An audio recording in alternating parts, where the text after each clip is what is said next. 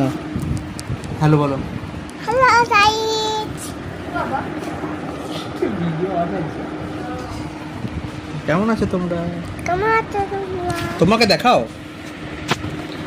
আমি ব্লগ করছি, লাইক করছি, তোমরা লাইক করো। লাইক করো, হাই কমেন্ট করো, সাবস্ক্রাইব করো। ভাত খেয়েছো? ভাত খেয়েছো? ভাত খাবে নাকি মাছ দিয়ে? রাতে মাছ খাবে?